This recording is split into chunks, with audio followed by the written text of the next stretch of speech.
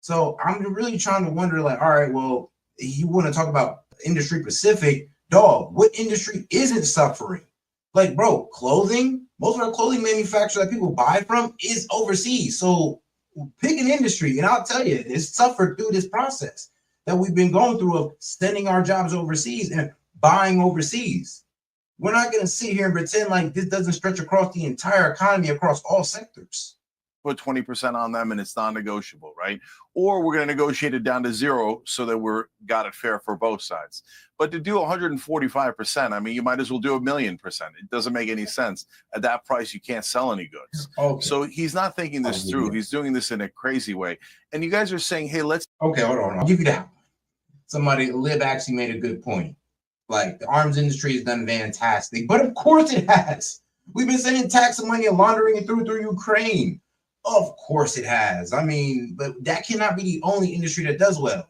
How many industries is there in America? How many do we operate in?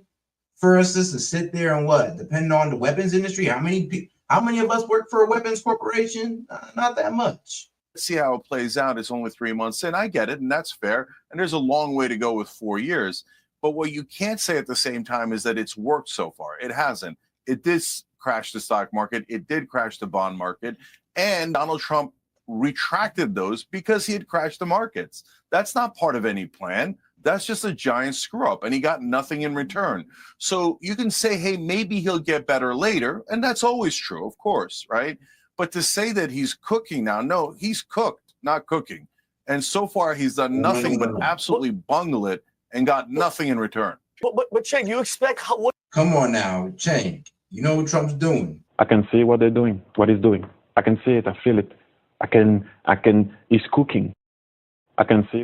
He's cooking. What do you expect in 3 months, brother? It's going to take time, and it's going to be ugly. China has owned our asses. And he just started this maybe like a week ago, like at the beginning of the month. Like, dog, we're not even into the first month of these tariffs, and you guys are crying. Like, chill out. Cheng, for how long? And the only thing I fear, Piers, the last time, because listen, at the end of the day, all these other countries they're gonna bend the knee. China is our actual threat. When people say they're our adversary, no, that's our enemy. Okay, Piers, it's freaking China. And the last time Trump tried to hold them accountable, and we had a trade war with China, a virus mysteriously leaked out of a lab that we not only opened, we funded, and the main guy behind the helm that this virus leaked from got a preemptive pardon, and his hands were washed, and he has no accountability. That's the only actual fear. Trump is the only one that is holding their freaking foot to the fire. And I'm sorry, Pierre.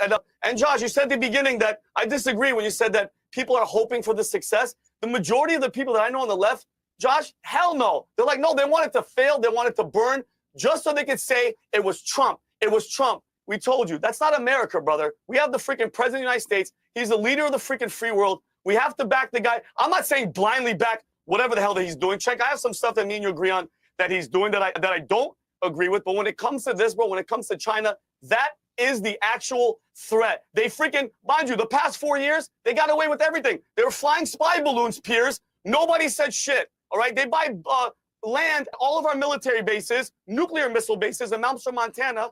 Nobody says anything. They do whatever they want. And then when she comes to San Francisco... I mean, they cause 90% of the pollution in the world, and nobody says a damn thing. But we all got to watch our carbon footprint, though. Nobody want to pull on China's coattail about their carbon footprint. That's probably the biggest in the world. Well, actually, no, it is the biggest in the world. But nobody tells China nothing. You do some cleans the street, kisses his ass. It looked like freaking Beijing.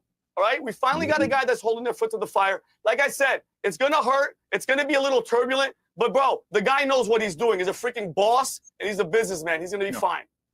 All right,